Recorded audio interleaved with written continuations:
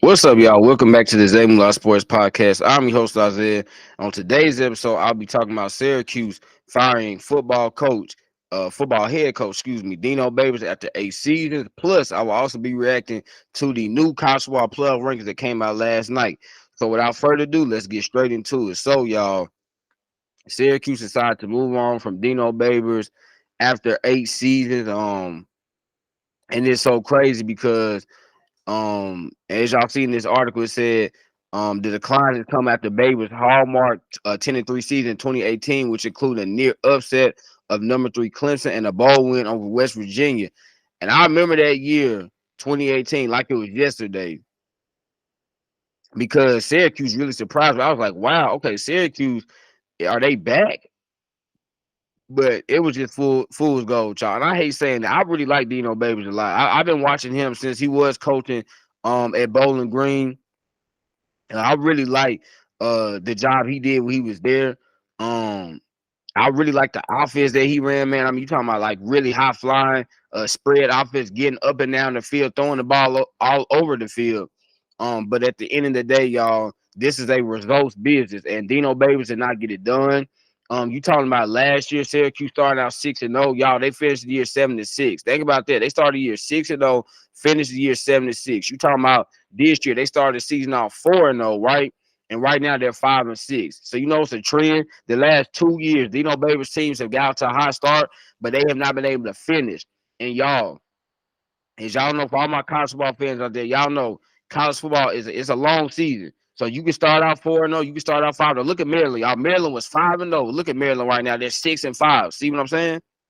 It does not matter about how fast you start out. It's about, can you get to the finish line? The last couple of years, Dino Babers, his teams got out to a hot start, but they were not able to get to that finish line, which is why he's out. I mean, look at this article. Even said, it says Babers' recent struggles have highlighted what a difficult job Syracuse is, especially in the era of the transfer portal. That is so true because it even says, before I get into what I was going to say, it says Syracuse has lost several high profile players in recent seasons to SEC and Big Ten schools. Some of them leaving despite knowing they would play significantly less. And that is 1,000% true. Because at the end of the day, y'all, Syracuse is not the school that Alabama is, that Georgia is, that Michigan is, that Ohio State is, that Penn State is, even that Texas A&M is, that Ole Miss is, right? That Tennessee is, that Oklahoma is, Clemson, even though Clemson's struggling, but Clemson, Miami, even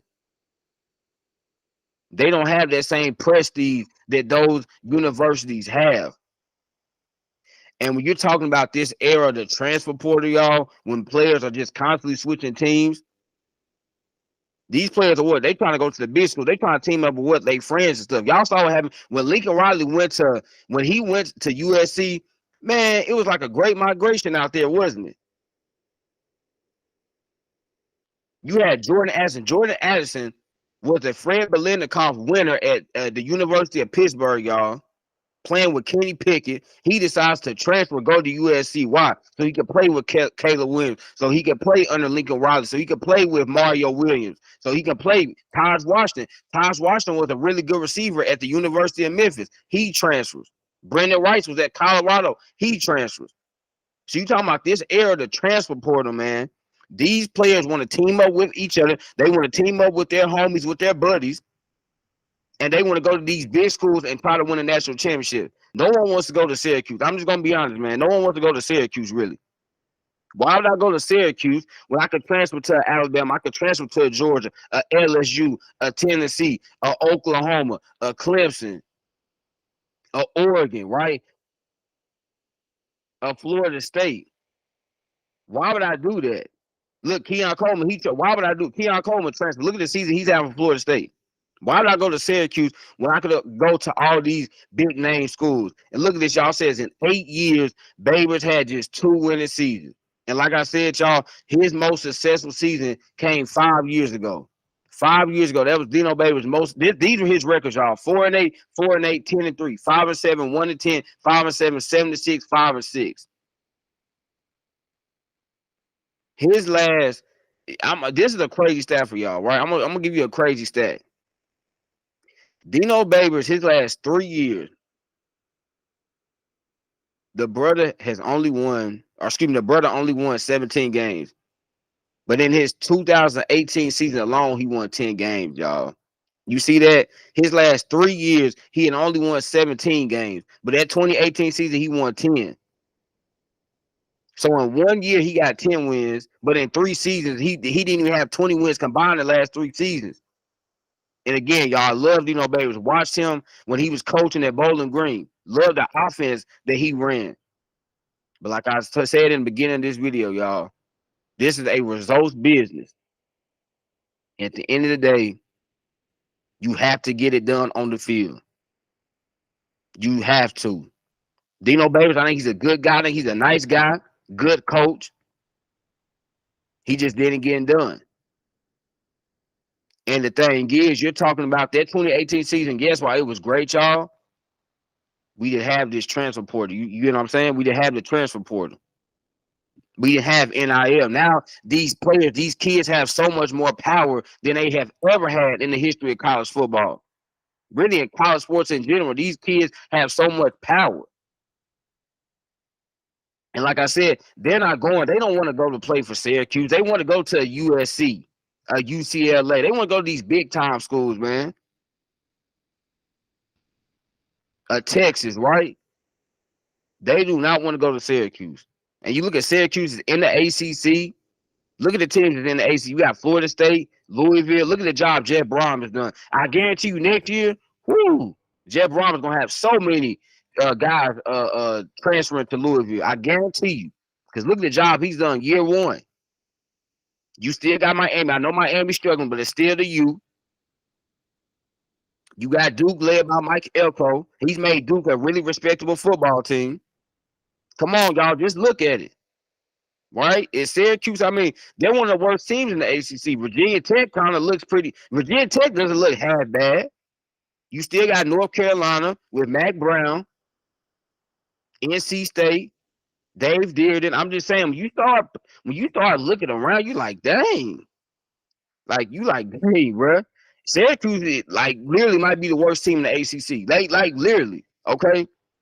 I know Virginia's bad, Pittsburgh is bad, but, like, Syracuse, especially considering where Syracuse has been in the past, and just the start. I mean, like I said, last year 6-0, this year 4-0. Last year ended the season 1-6.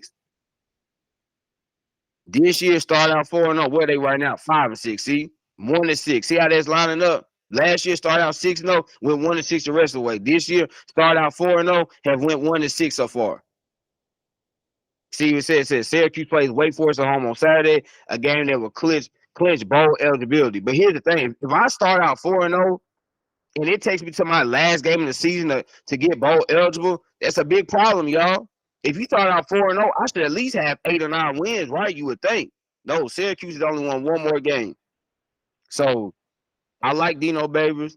Good guy, like I said. He seems to be a nice guy. But y'all, this is a results-led business. And it's about your record. What have you done? As Janet Jackson once said, what have you done for me lately? Right? What have you done for me lately? And lately, Dino Babers did not do a whole lot of winning at Syracuse University. And again, y'all, it hurts. I know. It hurts. I love to see my brothers doing well. I really do. And I root for them. But at the end of the day, y'all, I'm going to call a spade a spade. Dino Babers did not get the job done. And I really don't know any potential candidates because it's not like Syracuse is an attractive job. Like Mississippi State and A&M they're pretty attractive jobs, right? SEC, big schools have a lot of money. They have great fans, great alumni. Syracuse don't have that. So I mean, maybe Sean Lewis, offensive coordinator at Colorado. I mean, he's like the only guy I can think of right now that could take the job. Maybe just because he wants to be a head coach again. I mean, obviously, y'all saw what he did. I mean, this man left from being a head coach to be an offensive coordinator. So maybe he wants to be a head coach again. Outside of him, I really could not think of anyone else. So I don't know what's going to happen with Syracuse, but man, this is not. They probably wish they had Donovan McNabb. But yeah, man. So Dino Babers is fired, and Syracuse needs a new head coach. So now let's get into these college football playoff rankings. And I'm gonna be honest with y'all, not that much change. But as y'all see, for all my college football fans out there, y'all notice a difference. Washington and Florida State have flipped. So now Washington is the number 4 ranked team in the country, and Florida State is ranked number 5. Obviously, Florida State it sucks. They're gonna be without Jordan Travis for the rest of the year. And so we really have to see. We really got to see. Gonna be a tough game. Now they gotta play Florida on the road. That's not gonna be an easy game. Let me just tell you that. Okay, it's not gonna be an easy game, especially considering you're playing with a backup quarterback. Um, I mean, he looked okay last week, but you know they were playing against was it North Alabama? So I'm not gonna take much from that. I mean, you playing against North Alabama, so I'm not gonna take much from that. But it's gonna be a tough game now. Cause let me tell you something. That swamp, yeah, they were playing North Alabama, but that swamp is gonna be that swamp. Excuse me, at Florida, them Gators. Y'all, that place is gonna be roaring. It's gonna be a night game too. It's gonna be a hostile environment. Florida needs to win this game, right? If Florida wins this game, they will become bowl eligible. If they don't, their season is done. So you know that place is really gonna be rocking. Now we got to see what Florida State's gonna do without Jordan Travis. But I think this is correct. Yes, I will put Washington ahead of Florida State. I will say this: it's going to be very interesting. I don't want to get too much into this because we still got a couple weeks, but it's going to be very interesting if Florida State goes undefeated. Do they make it, or are they still going to be out? Because you know some people are going to say, "Well, hey, if Washington is undefeated, they need to stay in." Or some people are gonna say, "Hey, if Texas wins the Big 12 championship, they need to be in because they have an impressive win over Alabama." And then you're gonna have other people saying, "Hold on, though, if Alabama beats Georgia, then they're in." So there's a scenario, y'all, where Florida State can be undefeated and not even make the college football playoffs, right? There's also a scenario that Louisville wins the ACC championship and they might not even make it because you got Alabama, Texas, Oregon, you know, and Washington. So gonna be very interesting these next 2 weeks to see how these rankings play out. But yeah, like I said, not too much movement. I mean, obviously everything else stayed the same. Top 10 stayed the same. Yeah, not too much movement. Penn State, Ole Miss, y'all see Oklahoma, LSU. The key thing that, excuse me, the team that does stand out, Arizona, man, ranked 15th in the country. If you would have told me that Arizona and in late November would have been the 15th ranked team in the country, and we ain't talking about basketball, y'all. We talking about Arizona's football team. I'd be like, bro, really? You, bro, you got to be like, you got to be kidding me, right? But no, Arizona. Oh my gosh, man, this is a good football team, y'all. Arizona's a really good football team. You better look out next year. Look out next year for Arizona because this team is gonna be legit. Jed Fisher's done an incredible job because this program was hot garbage a few years ago with Kevin Sumlin, and now they look like a team that next year is going to be on the rise.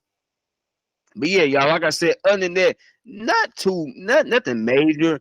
I will say I think Liberty should be higher than 25. I think Liberty honestly should be around. I think Liberty should be at Tennessee spot. I don't know how Tennessee is still ranked.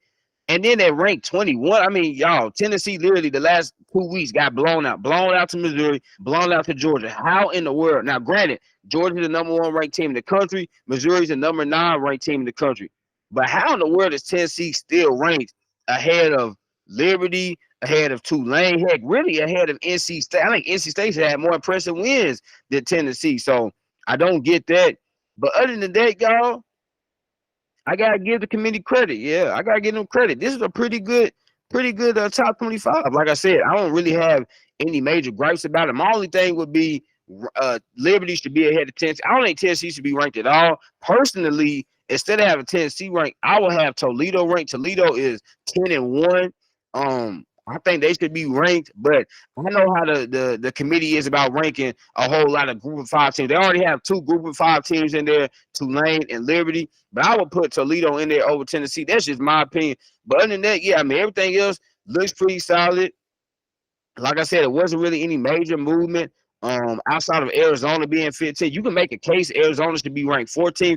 Like, you honestly, Arizona probably should be the highest ranked 3-loss team, but hey, you know, you can also make a case that Ole Miss should be ahead of Penn State. But other than that, y'all, I mean, it just, other than, you know, little minor things here and there, not anything too major with this top 25. But yeah, the real interesting thing is though, y'all, I'm telling you, in a couple weeks we're gonna discuss this because it's gonna be really crazy. But it's Florida State. If they're undefeated, are they in or are they out? Because I don't think Florida State's automatically in. I don't, especially if Texas wins the Big 12 championship game, if Alabama wins the SEC championship game, um, and then Washington wins the Pac-12 championship game. I don't think Florida State. I honestly, because I think the way the committee will rank, I'm gonna be honest, y'all. Let's play a little hypothetical right here, right? Let's play a little hypothetical right here. So let's say Alabama beats Georgia. I think Alabama's in. Then it would be winner of Ohio State, Michigan. They would be in, right? So let's just say right now, let's just say it would be Ohio State to win. So you would have Bama, Ohio State. You would then, let's say if Texas wins the Big 12 championship game, I think you have to put them in there, right? So then it would be Texas. Texas has that win against Bama. That's still the best win in the country. So I think it would be Bama, Texas, Ohio State. And then now you're looking at it would be between Washington, Florida State, Oregon, and honestly still Georgia too. So, man, I think Washington will get that last spot. I think this is how the rankings will go. I think if Alabama was to beat Georgia in the in the SEC championship game, I think this is how the rankings would be. I think it would be Bama 1, because I think the committee would have to put. I think the committee would put them 1. So I think it would be Bama 1, Ohio State 2, whoever. I'm just picking Ohio State by default right now. So let's say Bama 1, Ohio State 2, Texas 3, Washington 4. And you would have, that means Florida State, Oregon, and Georgia would miss out on the college football playoff. So y'all see right there, man. Florida State can go undefeated and still miss the college football playoff because, I mean, if Alabama beats Georgia, if Texas wins the Big 12 championship game, I mean, it's gonna be hard to keep them out, right? Bama will have to be in. They just be the number 1 team in the country. Texas will have to be in. They literally had the best win in the country, and they were more than likely they're gonna be playing a ranked team in the Big 12 championship game, either being Oklahoma State. It's still an outside chance it could be Oklahoma, but probably Oklahoma State or Kansas State in the Big 12 championship game. That would be another top 20 win. So it would be very hard to keep them out of the college football playoff. And because of that, yeah, there's a chance Florida State can be out. But yeah, like I said, y'all, these rankings, we're going to get to that later, right? I'm getting a little too ahead of myself, but yeah. Hey, I agree with these rankings. Good job out of the committee. Again, no Tennessee. I would put Toledo in there, but outside of that, and I would have Ole Miss ahead of Penn State. I would have Arizona ahead of LSU. I would have Liberty at 21, and I would have Tennessee out and put in Toledo. But outside of that, hey, pretty good week for the committee. And like I said, man, really can't get mad at their top 25 list this week. That was another episode of the Daily My Sports Podcast. Make sure to like, comment, subscribe, and share. Y'all know I'm gonna end it, man. I love y'all. God bless. Peace.